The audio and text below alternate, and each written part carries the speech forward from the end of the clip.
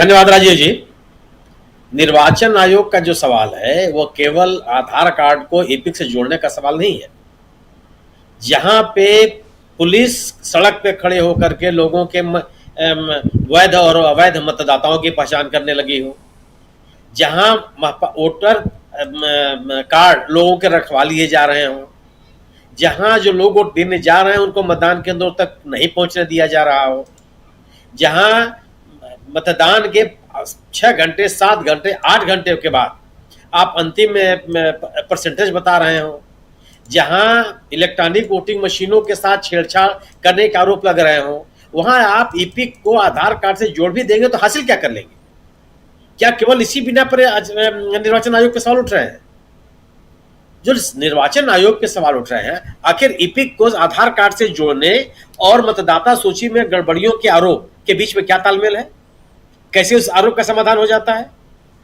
अगर यह कहा जाता है कि पात्र मतदाताओं के नाम मतदाता सूची से काट दिए जा रहे हैं, इस प्रश्न का जवाब क्या आधार कार्ड से मतदाता पहचान पत्र को जोड़ देने से इस प्रश्न का जवाब मिल जाता है क्या?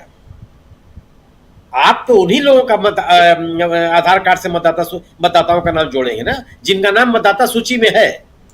और सवाल तो यहां पैदा हो रहा है कि लोगों के नाम मतदाता सूची से मनमाने तरीके से काटे जा रहे हैं। आप इस सवाल का जवाब नहीं देते। अगर आपके ऊपर यह आरोप लग रहे हैं कि 5 महीने के भीतर, यानी कि लोकसभा के चुनाव और विधानसभा चुनाव के दरमियान केवल 5 महीने का समय होता है, उसमें लाखों मतदाता बढ़ जाते हैं मतदाता सूची में। क्यों बढ़ जाते हैं इसमें? और यह भी पता चलता है कि आप एक ही पते के साथ सैकड़ों लोगों का नाम रखे हुए हैं। जो पूरी की पूरी प्रक्रिया पर संदेह पैदा किए जा रहे हैं, उसको एक आप इस निर्णय के साथ उसका समाधान कैसे कर सकते हैं? दूसरी चीज कि इसमें जब सबसे बड़ा सवाल कानूनी सवाल है कि सर्वोच्च न्यायालय कह चुका है कि मतदाता पहचान पत्र के साथ आधार कार्ड को नहीं जोड़ा जा सकता। ये कानून उचित नहीं है। इसका जवाब आपके पास क्या है? आप क्या सर्वोच्च न्यायालय के उस निर्णय की अवहेलना नहीं कर रहे हैं? तो पूरी की सवाल एक तरफ पूरी की पूरी प्रक्रिया के ऊपर है कि निर्वाचन आयोग की कार्यशैली के ऊपर सवाल उठाए जा रहे हैं। सवाल ये, आप मुझे बताइए कि विपक्ष ये आरोप लगा रहा है कि यह सरकार एक स्वतंत्र और निष्पक्ष निर्वाचन आयोग नहीं चाहती, निर्वाचन आयुक्तों के नियुक्ति में पारदर्शिता नहीं चाहती, यह सरकार कार्यपालिका से मुक्त निर्वाचन आयोग नहीं चाहती। और जवाब आप क्या दे रहे हैं कि मतदाता पहचान पत्र से आधार कार्ड को जोड़ देंगे। क्या इस सवाल का जवाब मिल जाता है? मांग हो रही है कार्यपालिका के नियंत्रण से पूरी तरह से मुक्त निर्वाचन आयोग, और जवाब क्या मिल रहा है कि मतदाता पहचान पत्र से आधार कार्ड को जोड़ देंगे। क्या इन दोनों सवालों में और जवाब में कोई तालमेल है क्या? सवाल पूरी प्रक्रिया पे पैदा हो रहा है, निर्वाचन कराने की पूरी प्रक्रिया पे हो रहा है। निर्वाचन की जो प्रक्रिया हो रही है उस पर सवाल पैदा किए जा रहे हैं, निर्वाचन कराने वाली संस्था पर सवाल पैदा किए जा रहे हैं। यह सवाल पैदा किया जा रहा है कि सरकार निर्वाचन आयोग को प्रभावित कर रही है। यह कहा जा रहा है कि सरकार एक प्रतिबद्ध निर्वाचन आयोग चाहती है, और आप जवाब घुस दे रहे हैं। आपके इस जवाब से या इस घोषणा से वो एक भी संदेह दूर नहीं होता जो चुनाव को लेकर विपक्षी दल या सिविल सोसाइटी उठा रही है। निर्वाचन की प्रक्रिया को लेकर के उठाए जा रहे सवालों का जवाब निर्वाचन आयोग को देना पड़ेगा, और कार्यपालिका से पूरी तरह से मुक्त एक निर्वाचन आयोग स्वीकार करने या न स्वीकार करने का जवाब सरकार को देना पड़ेगा। और यह दोनों सवालों का जवाब दोनों संस्थाओं की तरफ से नहीं मिल रहा। अब जो सवाल आप पैदा हो रहे हैं कि ईडी को लेकर, ईडी के ऊपर तो लगातार सवाल पैदा किए जा रहे हैं। इसीलिए संसद में भी जब ईडी के से जुड़े हुए आंकड़े दिए जाते हैं तो बहुत गोल मटोल जवाब दिया जाता है। आप इसका जवाब नहीं दिया जाता कि कितने मामलों में रेड हुई। जवाब यह दिया जाता है कि कितने मुकदमे दर्ज हुए। भाई, आपने जितने रेड किए सभी मुकदमे दर्ज क्यों नहीं हुए? उसमें आरोप पत्र दाखिल क्यों नहीं हो गए समय से? आप यह बात क्यों कह सकते हैं कि कितने मुकदमे आपने दर्ज, और वहां भी आंकड़ा आपका जितना आप इसका दुरुपयोग करते हैं उसके अनुसार उचित नहीं है। यस, अभी आप देखिए कि जो अरुणाचल प्रदेश के मुख्यमंत्री का सवाल आ गया।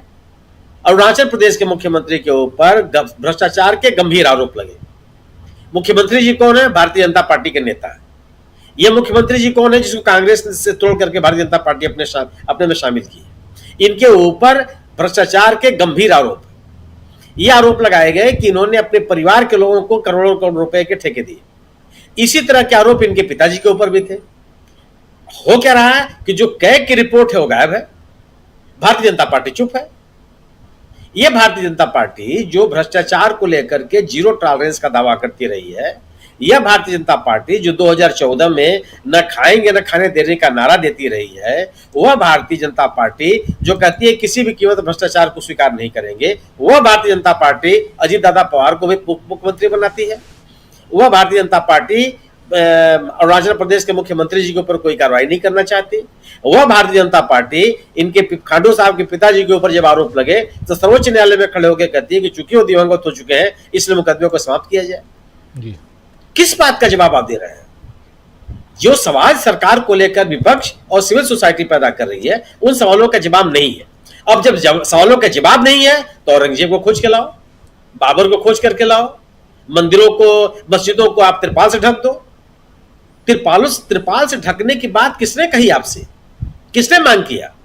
किसने सुरक्षा की बात पैदा की? किसने कहा कि आप उनको सुरक्षा प्रदान कीजिए? क्या जो लोग उन मस्जिदों में नमाज पढ़ने के लिए जाते हैं उसमें किसी व्यक्ति ने, एक इंडिविजुअल भी आपसे मांग की? क्यों चले गए ढकने के लिए? और आप जब आपने इस साल भी ढका और आपने पिछले साल भी ढका था, क्यों ढक दिया बिना किसी के मांग के? आपको नैरेटिव कौन बनाने का प्रयास कर रहा है? जो ज्वलन सवाल है उन सवालों का जवाब इस सरकार के पास नहीं है। और इसी तरह से आपके पास औरंगजेब खड़ा हो गया। अरे भैया, आपको अगर उस कब्रिस्तान को हटाना है हटा दीजिए, कोई मना किया क्या? आज तक कोई कहने के लिए गया कि नहीं साहब इस कब्र को हटाया नहीं जाना चाहिए? अगर आप सरकार में है, आपकी जिम्मेदारी बनती है कि जो भारत सरकार के द्वारा संरक्षित संस्थाएं हैं, स्मारक है, निर्माण है, या उनको सुरक्षा प्रदान करने की जिम्मेदारी आपकी है। अगर आप अपनी जिम्मेदारी का निर्वाह नहीं करना चाहते हैं, आप इस जिम्मेदारी से भागना चाहते हैं अपने पॉलिटिकल एजेंडे के तहत, तो कर लीजिए, वो भी एक बार करके देख लीजिए आप कि उसका परिणाम क्या आता है। लेकिन आपको हटाना भी नहीं है, उसका केवल गाना बजाना है अपना नैरेटिव बनाने के लिए कि आपसे कोई ये सवाल न पूछे कि आप निर्वाचन आयोग को अपनी जेब में क्यों रखना चाहते हैं, निर्वाचन आयुक्तों को पारदर्शी तरीका क्यों नहीं अपनाना चाहते, जिसका सर्वोच्च न्यायालय ने अपने यहाँ विधान किया था, अपने आदेश में विधान किया था। आप पूरी तरह से कार्यपालिका के नियंत्रण का निर्वाचन आयोग क्यों चाहते हैं जब संविधान सभा ने इसको स्वीकार नहीं किया था? आप बेरोजगारी के मसले पर क्यों नहीं जवाब देना चाहते हैं? तो आप जब आपने कहा, शकील जी ने कहा कि लोग स्पेस से हम लोग जमीन पर उतार रहे हैं लोगों को और हम जमीन के नीचे चले जा रहे हैं, जिसको जो आता है वो कर रहा है। शकील साहब को नाराजगी नहीं होनी चाहिए। जिसकी जो क्षमता है वो अपना अपना भी काम कर रहा है। उनकी क्षमता स्पेस में जाने की है, हम उस बारे में सोच भी नहीं पाते हैं। तो जब नहीं सोच पा रहे हैं, हम उतनी दूर तक हमारी दृष्टि नहीं जा रही है, तो स्वाभाविक है कि हमारे पास यही विकल्प बचा हुआ है। आप इस देश को एक तार्किक, संवैधानिक सोच का, वैज्ञानिक सोच का समाज बनाने के लिए आप तत्पर ही नहीं दिखते, और इसीलिए आप उन मुद्दों की बात करते हैं जिससे आप अपनी राजनीति जो पोलराइजेशन की हो वो सफल हो, और आपके खिलाफ उठ रहे जो सवाल है, आपकी गवर्नेंस को लेकर के उठ रहे जो सवाल है, उनको कमजोर किया जा सके, जो संभव नहीं है। 11 साल तक शासन में रहने के बाद आप किसी के कब्र की बात करेंगे, किसी मस्जिद की बात करेंगे, तो लोग इसको स्वीकार नहीं करेंगे। आप लोग ये जानना चाहते हैं कि आपने एक विकसित भारत बनाने का जो दावा किया था, वह विकसित भारत का जो लक्ष्य है वो पूरा करते हुए आप कहां दिख रहे हैं, कितने कदम आप